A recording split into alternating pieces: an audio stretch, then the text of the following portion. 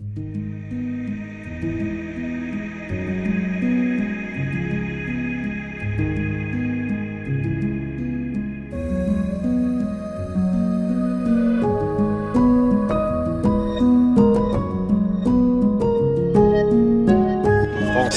fois vainqueur de la Coupe de France. Attention, ça c'est un excellent ballon pour Moscardo justement qui se retrouve maintenant en position d'attaque. Premier tir, cadré pour le Stade de Reims. Première vraie occasion. Et tout de suite, le Brésilien fête cette première titularisation par un très joli but.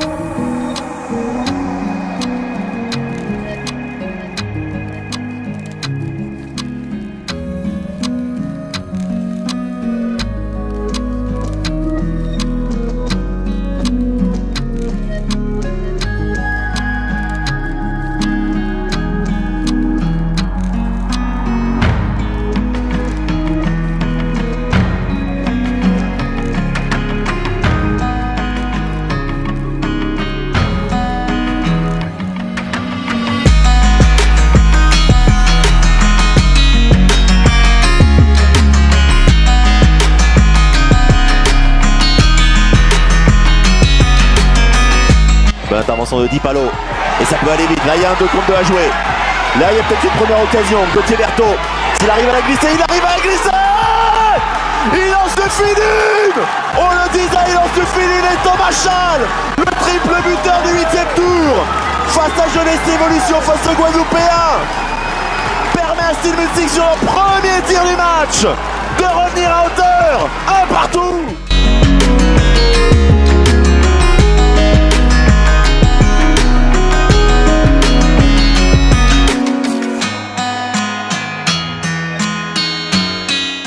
Du Stade de Reims.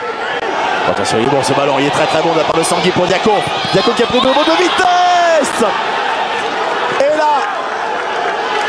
là forcément la frustration est immense du côté de l'Alsace.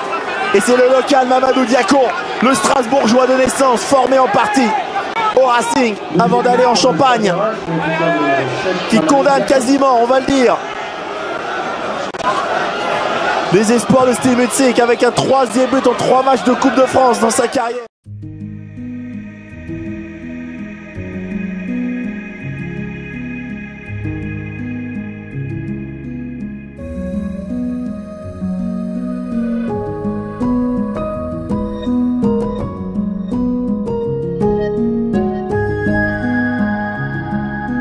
De Greenwood, Rabiot et Luis Enrique.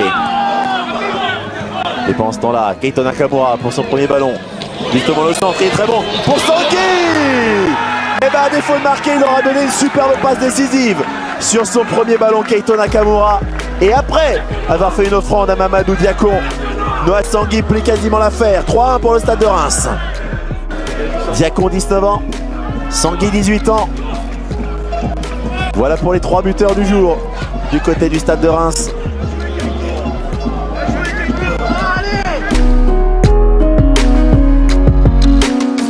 Et c'est là-dessus que les espoirs et l'aventure s'arrêtent pour Steel Music, annihilé en première période par le Stade de Reims.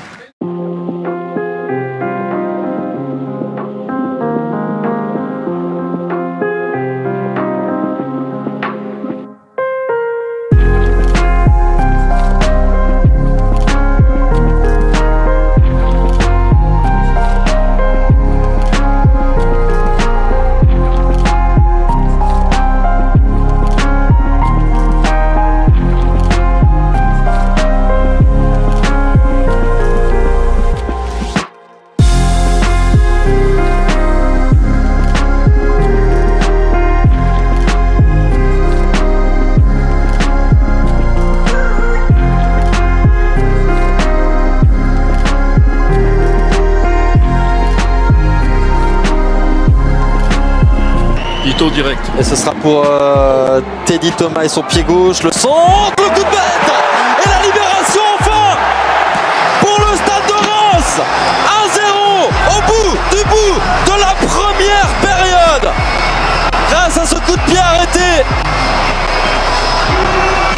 magnifiquement tiré.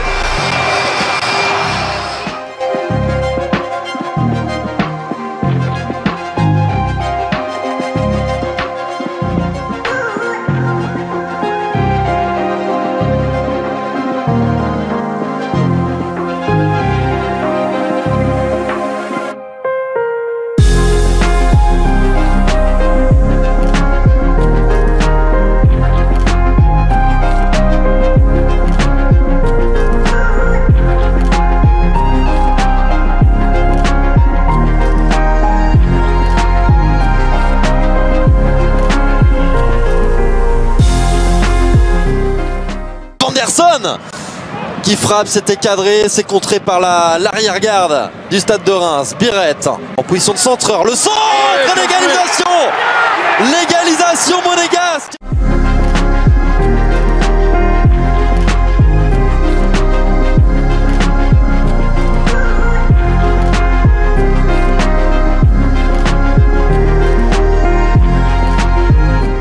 Pour l'anecdote, le penalty de Nice il y a 3 jours contre la Borde, je voulais rester et d'un moment je me suis dit je vais partir et là pareil sur Enrique, je me suis dit que j'allais partir et d'un moment je me suis dit ah, je vais rester, je le sens un peu plus au milieu et heureusement bah, ça s'est bien passé.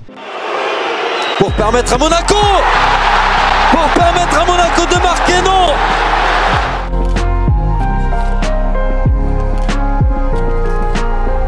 C'était parfait. Camara, Diouf, c'est au-dessus. Troisième échec. Séance de tir au but cauchemardesque pour l'AS Monaco. On n'a qu'une envie, c'est exploser. Diakité face à Cohen et c'est fait. Le Stade de Reims est en 8e de finale de la Coupe de France. Le Stade de Reims qui s'offre le scalp de l'AS Monaco, rien que ça.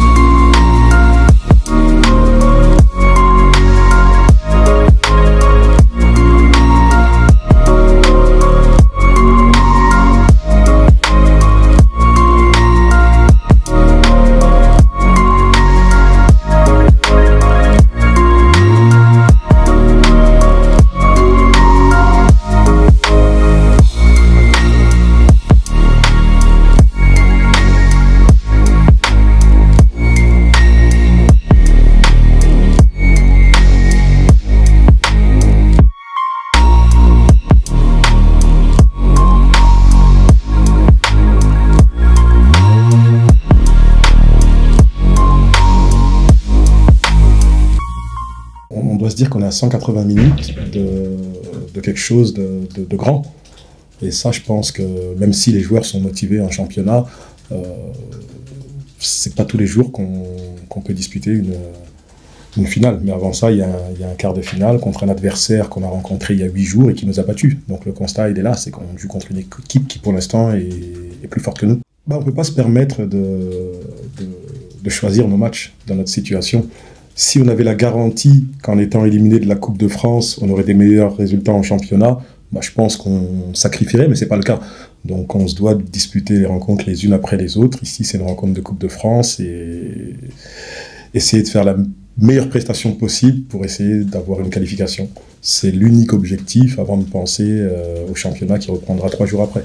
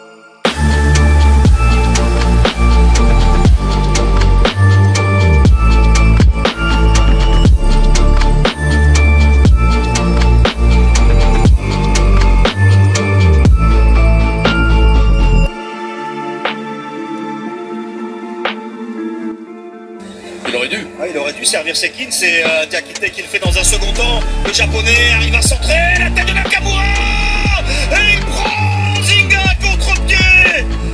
Le japonais Sekin centre pour son compatriote et le meilleur buteur de Reims en Ligue 1. Jette un froid incroyable ici au stade Raymond Kopa. Keito Nakamura permet au stade de Reims de mener 1-0 à moins d'un quart d'heure de la fin de ce quart de finale.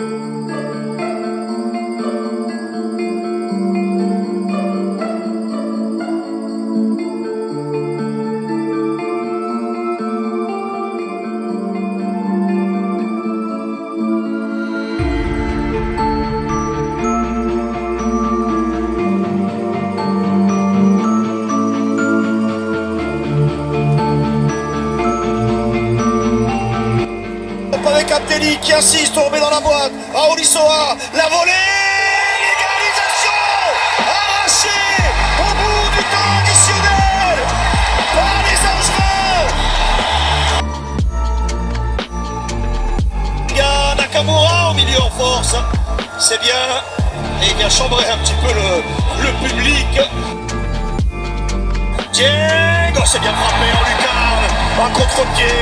Le sang-froid de Bemba Dieng prend son temps après le coup de sifflet de M. Vernis Moscardo. Là aussi, c'est un contre-pied. C'est parfaitement exécuté. Face à Diouf, les petits pas d'élan. Et l'arrêt d'Evan Diouf. Ballon repoussé par le capitaine qui a pris brassard en cours de match après la sortie de Teddy Thomas. Ah, il n'est pas très bien frappé parce que la détente elle n'est pas folle de Diouf, mais il part du bon côté. Ouais, c'est surtout qu'il est frappé ce qu'on appelle à hauteur de gardien, c'est-à-dire, vous voyez, à quoi, 50-60 cm au-dessus du sol. 9 titularisations en Ligue 1, 11 entrées en jeu, Sangui, le gaucher. Oh là là là là là là, les nerfs. Tout à l'heure, Ferrat, c'est en force, inarrêtable. C'est bien placé, c'est puissant, c'est hors de portée du gardien. C'est parti pour Ito, il prend son temps. Il était parti du bon côté, Zinga. 2024-2025, Raoul Issoa face à Diouf, Raoul Issoa, il est touché, mais là aussi c'est appuyé, ça finit au fond. Allez, le 5e tir au but, il y a 4-3 pour les Rémois. Diakité face à Zinga, c'est fait, c'est terminé. Reims se qualifie pour les demi-finales de la Coupe de France en réussissant ses 5 tirs au but et s'impose donc 5-3 au tir au but. Les Rémois qui avaient concédé l'égalisation dans les toutes dernières secondes du temps additionnel se qualifient au tir au but pour la 3e fois de suite. Non, on les sent très concernés parce qu'ils savent qu'il y a quelque chose de grand qui peut arriver à l'issue de cette rencontre. Donc je pense que la volonté des joueurs est d'être sur le terrain, d'être dans le groupe. On sent de l'envie. Il va falloir maîtriser l'environnement, maîtriser le contexte et avoir une bonne maîtrise de soi aussi pour ne pas se mettre en difficulté. Mais bon, on a quand même affaire à des joueurs professionnels. J'ose espérer qu'on sera maître de nos nerfs pour pouvoir jouer notre carte à fond sur cette demi-finale.